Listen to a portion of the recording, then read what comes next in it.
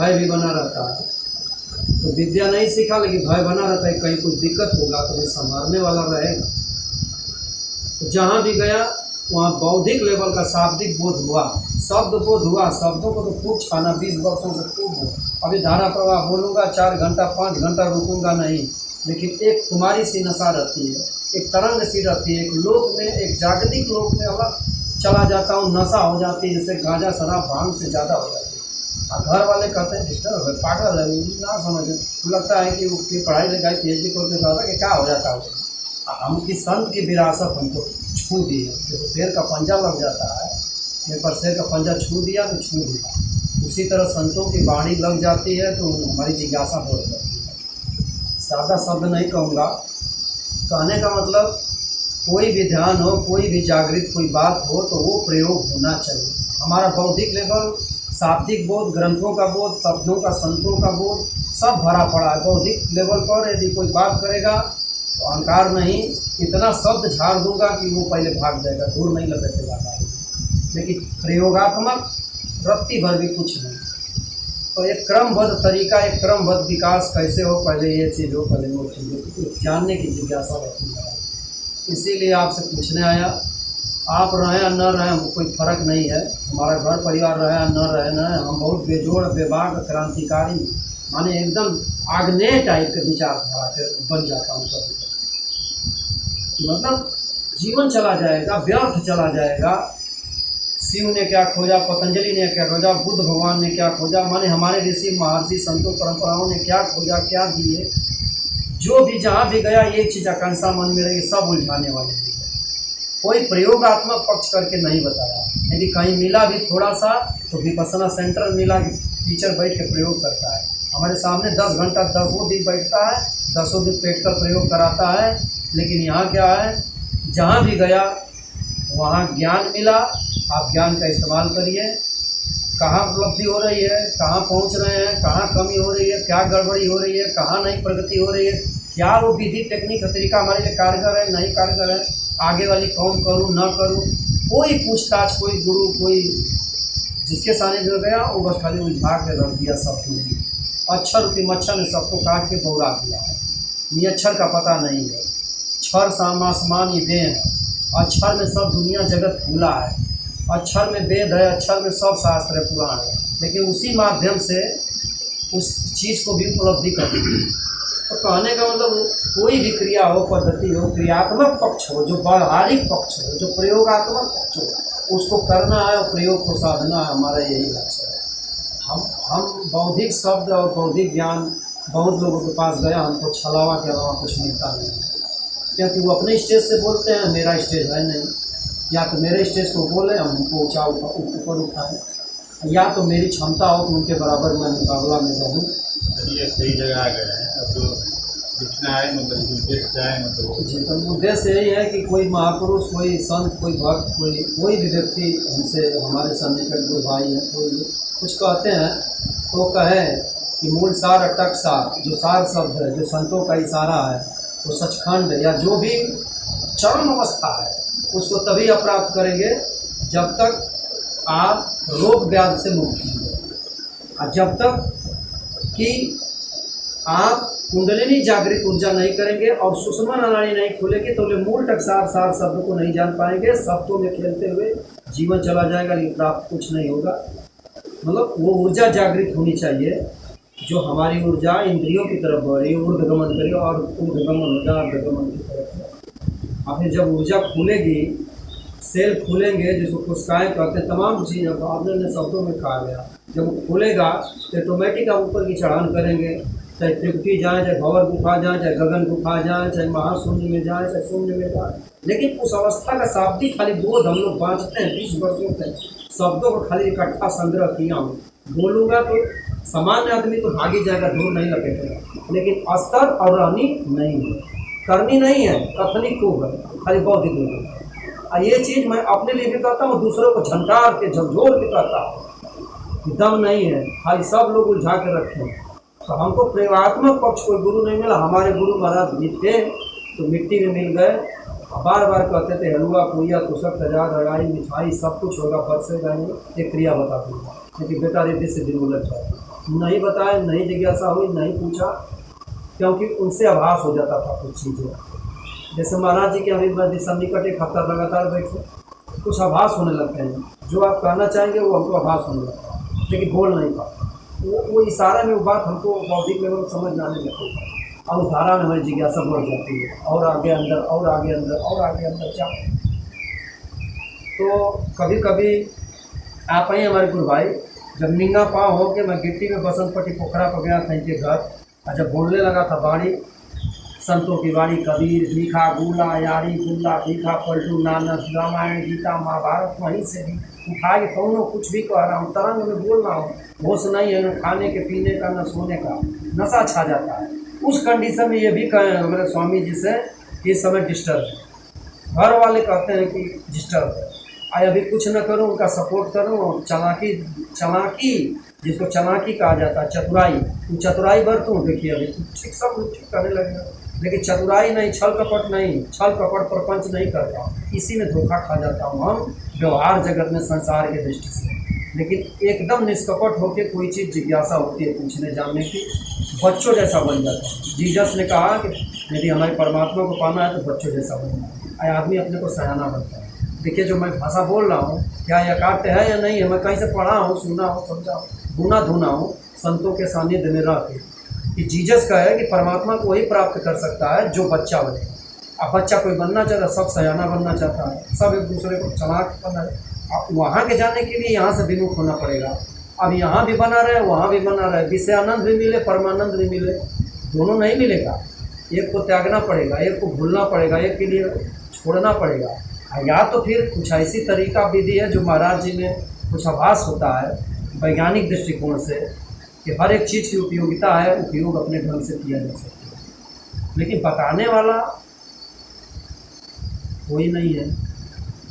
तो कभी कभी जिज्ञासा हो जाती है। अब इस समय मेरी यही जिज्ञासा है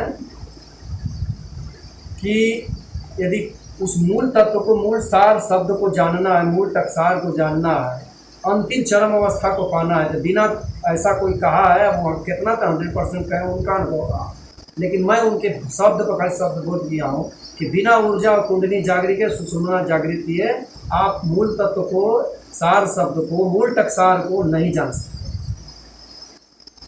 ऐसा उन्होंने कहा। एक संत है, अपने लाइन के सब लोग अपने अपने विषयों के माहिर हैं।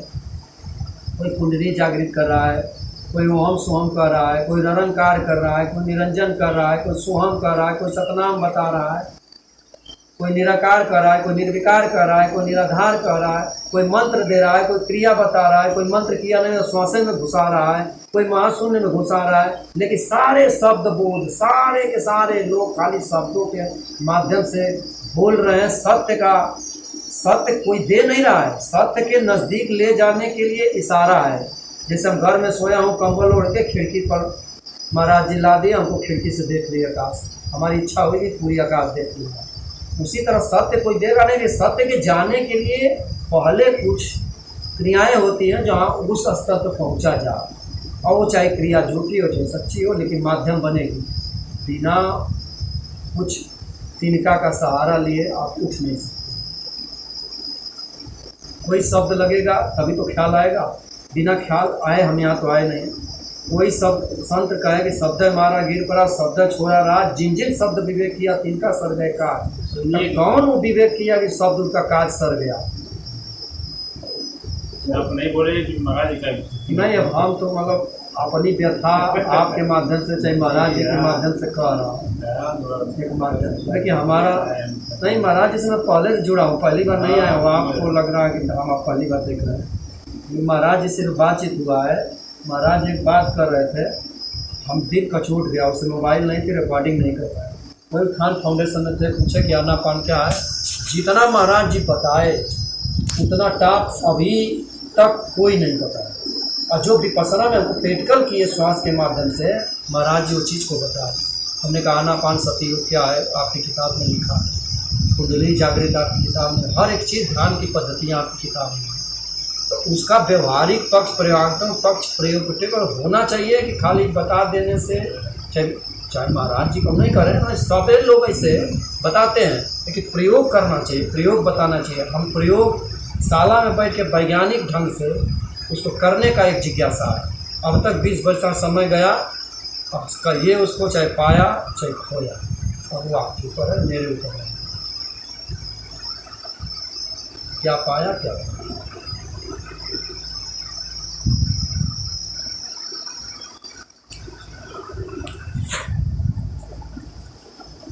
कुछ कहूँ अब?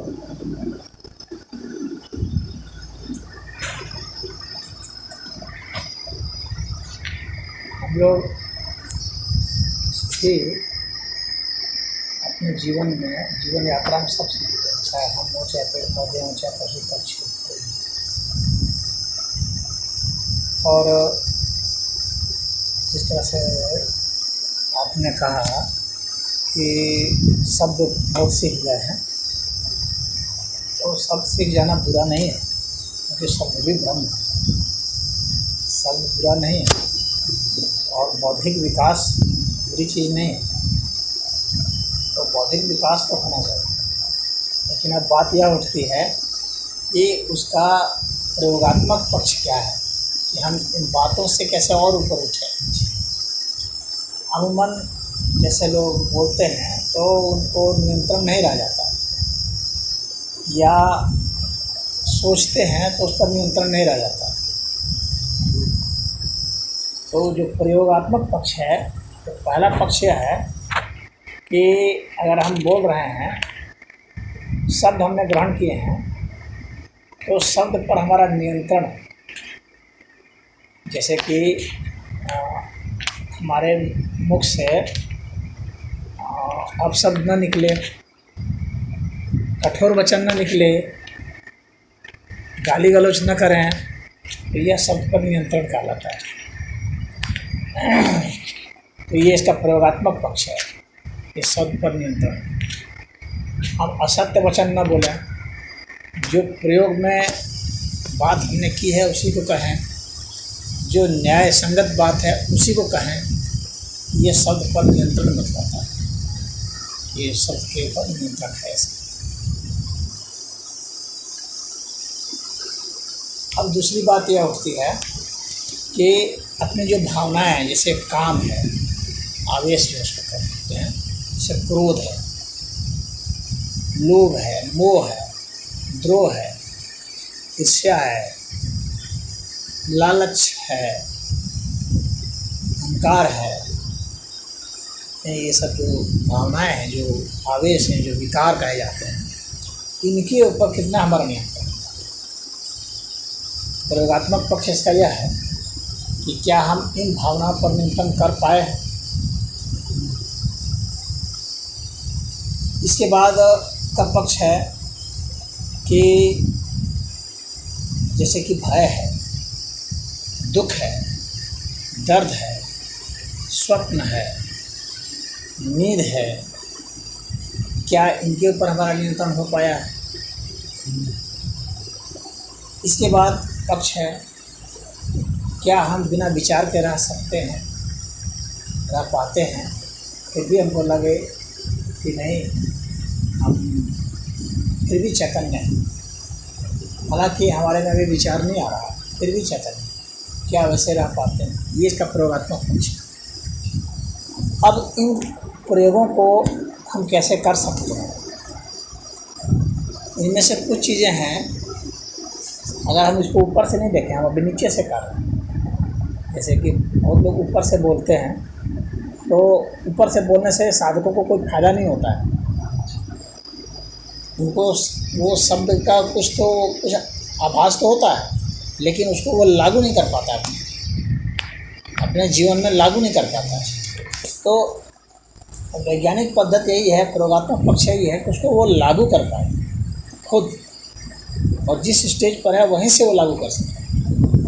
तो लागू करने के लिए जैसे कि पहले कैसे कंट्रोल करना सीखे। सबसे पहले तो है कि वो आपको अपने शरीर को कंट्रोल करना सीखे, शरीर को कंट्रोल करना सीखे। हमारी आंखें उधर जा रही हैं, तो नहीं, उधर नहीं, मैं उधर ले जाऊँगा। जैसे कि कोई स्त्री आई तो उसका आकर्षण जो है हमें उधर की ओर ले जाता है, हमारा माइंड को वहाँ खींच जाता है। प्रयोगात्मक पक्ष यह है कि हम उसको उधर से नहीं उधर खींच के ले जाए, वहाँ से उधर ले जाए।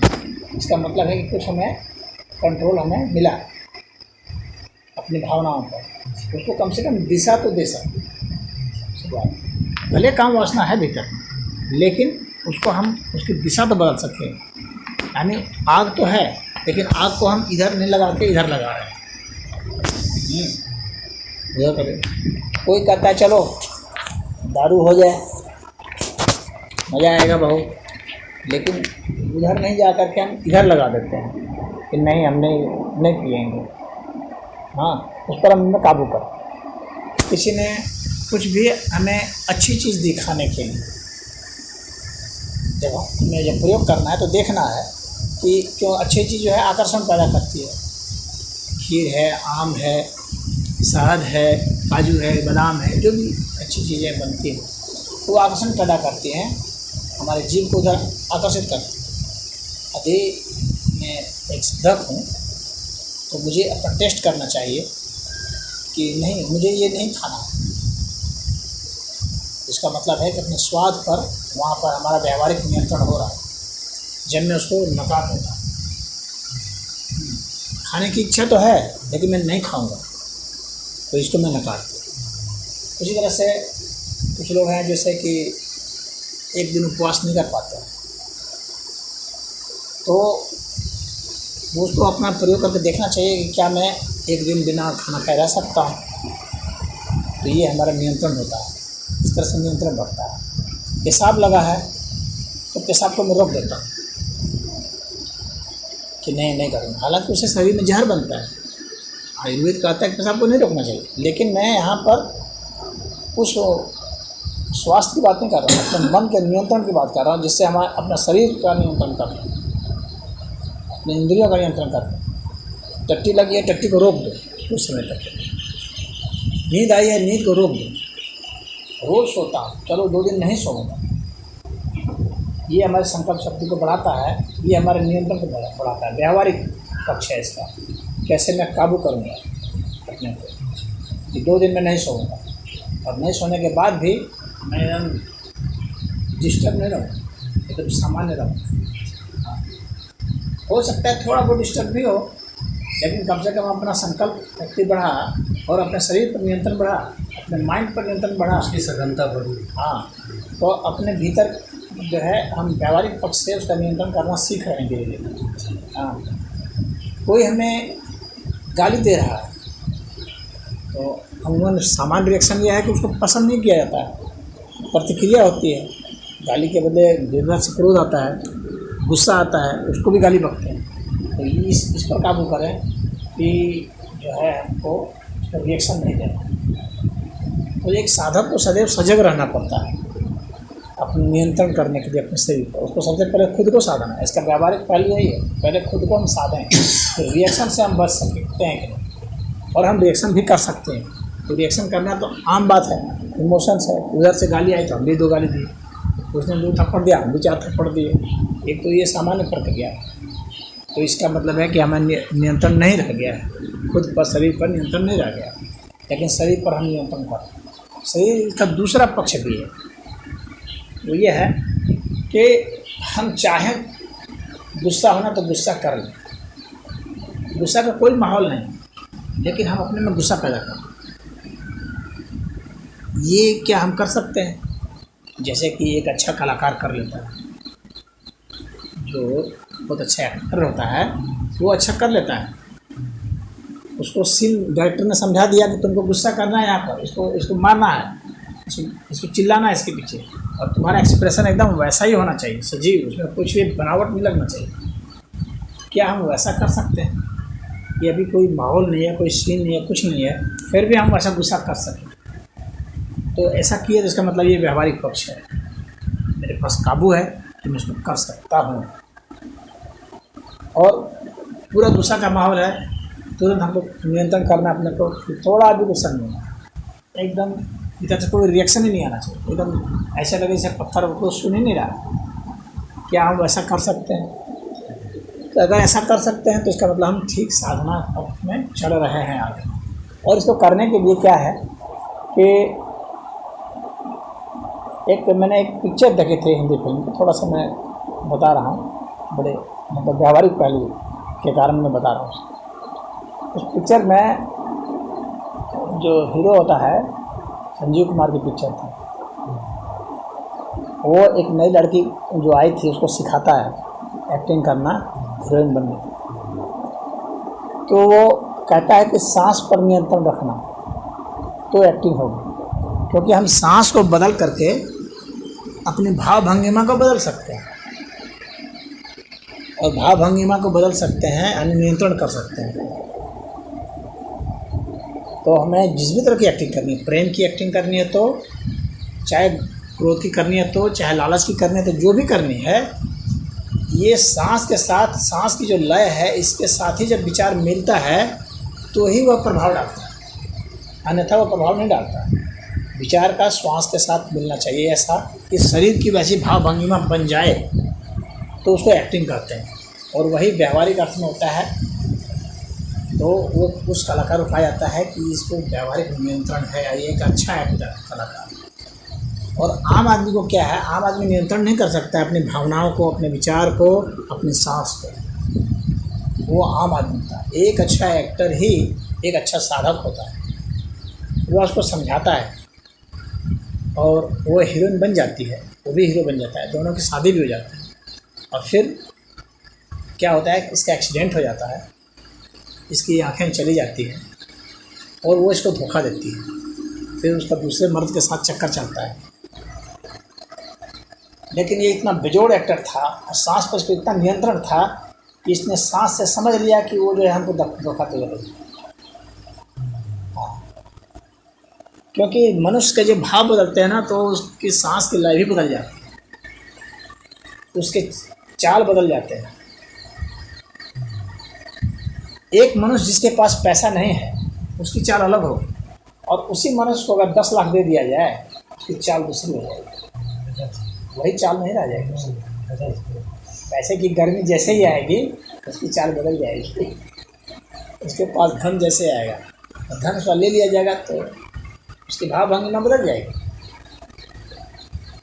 कंधे झुक जाएंगे। नहीं, यहाँ पर भी थोड़ा सा महाराज जी, जैसे आप कह रहे हैं शब्द बोध हमको हो रहा है, लेकिन यदि वो घटना प्रैक्टिकल घट रही है तो आपकी बात तथ्यात्मक एकदम अनुभव गम्य हो जाएगी कि नहीं, पैसा रहते कैसी चाल है, पैसा नहीं रहते कैसा भाव। अच्छा, वो काफ़ी डिटेल हो जाएगा, लेकिन मैं धीरे धीरे समझाने की कोशिश कर रहा हूँ। तो वो समझ जाता है कि इसके भाव बदल चुके हैं, ये बेवफा हो चुकी है। मैं उसी फिल्म की कहानी पर थोड़ा सा भी आ रहा हूँ। तो अब वो जो क्या है, वो इसको छोड़ देती है, फिर चले जाते हैं दूसरे स्थान पर। हाँ, वो दूसरी जगह फ्लैट ले लेती है और वहाँ पर वो अपना मज़े करती है। तो अब ये प्लानिंग करता है कि उसको मुझे मार देना है, मर्डर करता है। अब इसको पता भी लगाना है कि वो रह कहाँ रही है, और वहाँ जाना भी है, उसका मर्डर भी करना है, और रहता भी है। खैर, किसी तरह से ये जो है अपना खिलौना से प्रैक्टिस करता है, गोली चलाने का सीखता है। आँख बंद करके शब्द भेदी बाण जैसे चलाया जाता था, उसी तरह से यह शब्द भेदी गोली चलाता है। खिलौना लाता है जो कट कट कट कट की आवाज़ करता है, और खिलौने से मारता है, टक खिलौना बंद होता है, समझ जाता है मैंने हिट कर दिया सही जगह। और इतना इसका कंसंट्रेशन इतना अच्छा था कि इसकी एकाग्रता शक्ति इतनी थी कि वो एकदम सही अनुमान लगा लेता था कि वो उतनी ही दूरी पर है, और उसके बाद उसको हिट कर देता था खिलौने को। धीरे धीरे जब ये पूरा हिट करने लगा और उसको लग गया कि मैं एकदम सटीक अब मार दे रहा हूँ, हाँ, तो फिर ओरिजिनल गन्स ले करके फिर वो मारता है और उससे जो है प्रैक्टिस कर लेता है। फिर उसके बाद पता लगा लेता है इधर उधर से कि वो कहाँ रह रही है, किस फ्लैट में रही है, किस कॉलोनी में रह रही है, सब पता लगा लेता है। फिर वहाँ जाता है या रेकी करता है, कार से जाता है, कितनी दूरी लगती है, कितना समय लगता है, उससे घड़ी खरीदता है जिससे कांटा ऐसा होता है, तो उससे वो आकलन कर रहता है कि इतनी दूरी पर है इतना। तो वहाँ खैर जब वो पहुँच जाता है वहाँ, वह दृश्य बहुत महत्वपूर्ण है जो समझाने जा रहा हूँ। वह भी एक बहुत अच्छी एक्ट्रेस हो चुकी थी और ये तो खैर मजा हुआ था ही। तो ये जब उसके फ्लैट पर पहुंचता है और दरवाज़ा वो खोलती है, तो वो खोलती है, जैसे ही इसको देखती है और वो हट जाती है। ये चूँकि ये गन निकाल लिया था, ये सोचा था कि जैसे ही दरवाज़ा खोलेगी तुरंत मैं शूट कर दूंगा। हाँ, बस मुझे लग जाना चाहिए कि वो वही है।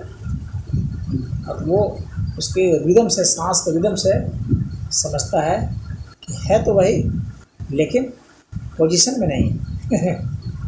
तो क्योंकि वो देखती है गन, इसका हाथ में गन ना, तो तुरंत अपना पोजीशन बदल लेती है। पोजीशन बदल लेती है तो ये भी जान जाता है, ये तो उस्ताद था, जान जाता है कि वो पोजीशन अपना बदल चुकी है। हाँ, लेकिन उसको पोजीशन में इसको लाना था, टारगेट पर लाना था। तो ये कहता है, अरे मैं तो एक्टिंग कर रहा था, देख रहा था तुम डरती हो कि नहीं। तो तुम तो डर गई।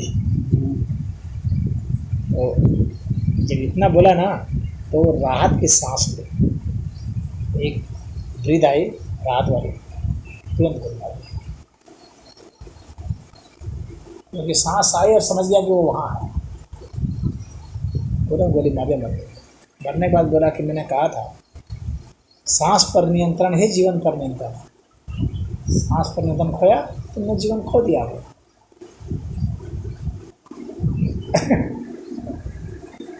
बात समझ में आई? सांस जैसे ही उसने ली, उसको तुरंत पता चल गया कि इसका लोकेशन कहाँ है, ये किस दिशा में है, सब मार दे। और वो सांस रोक ली थी, जैसे ही इसको देखी थी ना, डर से वो सांस रोक ली थी। सांस रोकने से क्या हुआ, उसको पोजीशन का पता नहीं चल रहा था। यहाँ पर जैसे एक शब्द का शब्द, अब इसके बाद आते हैं हम लोग। आप कुछ पूछना था? हाँ, उसी में हाँ। जैसे कोई घटना ऐसी घटती है, जैसे गुरु में एक जगह में पढ़ा था कि गुरु अनायास जैसे क्रोध करे, कोई गलती करे, मारता है तो पिटाई होती है, तो निश्चित है। वही माता पिता कहीं अनायास कोई मारने लगे तो स्तंभित हो जाएंगे। यार एक जापान में झेन झांझेन परंपरा में सब बातें आई हैं, मैं पढ़ा हूँ, बौद्धिक लेवल का शब्द भी। तो उसमें था कि ऑटोमेटिक वहाँ श्वास रुक जाती है। जहाँ पे शिव जी पार्वती जी 12 विधियाँ भी पढ़ रहा था, उसको का वो सब, अभी सुबह से वही पढ़ रहा था, तो रिपीट हो गया। तो उसमें था कि 2 श्वासों के बीच के अंतराल को पकड़ना शिव जी पार्वती जी को है। क्योंकि विज्ञान परंपरा में, जो बुद्ध परंपरा में खाली सांस पर होती है कि सांस के आती जाती, जब आप पकड़ते रहेंगे तो वो ऑटोमेटिक अंतराल पकड़ा हो जाएगा। अंतराल के प्रति कोई इच्छा, कोई कामना नहीं रहेगी कि अंतराल को पकड़ना, और उसी में श्रेयस है, उसी में कल्याण है। और उसी एक किताब पढ़ रहा था, 112 विधियों को मैं पूरा पढ़ रहा हूँ, मतलब विज्ञान भैरव तंत्र का। विज्ञान भैरव तंत्र। विज्ञान क्या है? चेतना। भैरव क्या है? अवस्था। तंत्र क्या है? विधि है, तरीका। कैसे उस चेतना के पार जाया जा सकता है, सब संतों का यही मतलब, सब बुद्ध पुरुषों का यही मुकाम है कि चेतना के पार चला जाए। अब उस तंत्र सूत्र में बहुत सारी बातें, महाराज जी आप तो जानते हैं, हमारा संस्कृत में, हम तो हिंदी में पढ़ता हूँ, तो उसमें दिया है कि शराब भी पीजिए और सेक्स भी करिए, लेकिन अछूती चेतना रहता है। संभोग भी करिए, लेकिन अब फिर अस्खलित न हो। और श्वास की लयबद्धता के आधार पर वहाँ पर भी है कि श्वास यदि लयबद्ध रहेगी, यदि होश में आप रहेंगे तो आप चोरी भी नहीं कर सकते, मूर्छा में आप हो ही नहीं सकते, होश को वहाँ साधना। अब वहाँ तमाम 112 विधियाँ, कौन विधि किसको कारगर करती है, सारे लोगों के बीच ये 112 विधियाँ झलकती हैं, लेकिन प्रयोगात्मक पक्ष कोई नहीं कराता है, बस खाली मंत्र या कोई भी चीज़ क्रियाकलाप दे के हट जाता है। और उस साधक की उन्नति हो रही है कि अवनति हो रही है, उसकी उपलब्धि हो रही है कि ह्रास हो रहा है, कमी कहाँ हो रही है, इसको कोई जांच पड़ताल करने वाला कोई नहीं।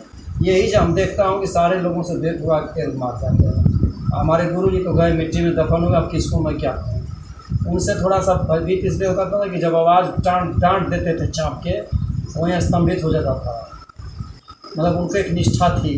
लेकिन गुरु चले गए, गुरु के जिंदे जी कोनो गुरु भाई से लड़ जाता हूँ, रगड़ के झड़ जाता हूँ, है तो दीजिए, ना है तो चलता हूँ। अब उसमें बहुत सारी बातें, भावनाओं को भी पकड़ता हूँ, सेंस को भी पकड़ता हूँ, तो कि कहीं है या नहीं है। यदि है तो जानबूझ के नहीं दे रहे हैं, यदि है भी तो प्रतीक्षा ले रहे हैं कि हमारे में निष्ठावान है कि नहीं, हमारे में पहले उसकी जैसे है कि नहीं मानने लायक। जैसे गड्ढे खोद के गुरु पहले को पाट रहा था बार बार, तो कोई भी मूर्ख आदमी कहेगा कि गड्ढा खुदवा रहा है, गड्ढा पाट रहा है, गड्ढा खोद रहा है, गड्ढा पाट। जब वो जान जाएगा कि मेरे ऊपर आश्रित हो गया तो वो चीज़ दे देगा, एक पल में घट जाएगा। कबीर साहब ने कहा कि खोजी हो तुरंत में जब एक पल की तलाश है, वो एक पल की चीज़ है।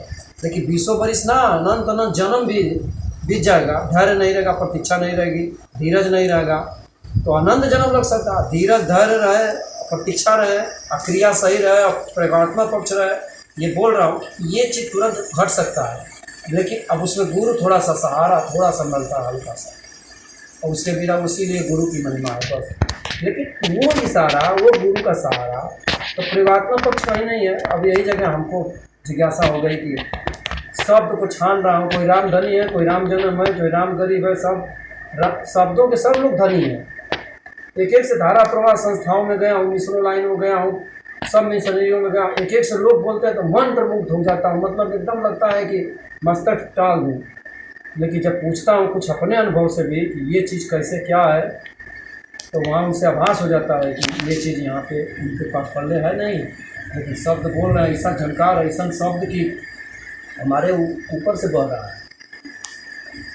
तो कुछ चीज़ें होती है जो पकड़ में आ जाती हैं, कहीं कहीं ये तल पे मैं हूँ, ये तल पे हैं। कभी कभी लगता है कि ये हमारे तल से ऊपर की बोल रहे हैं, लेकिन हमारी समझ नहीं है।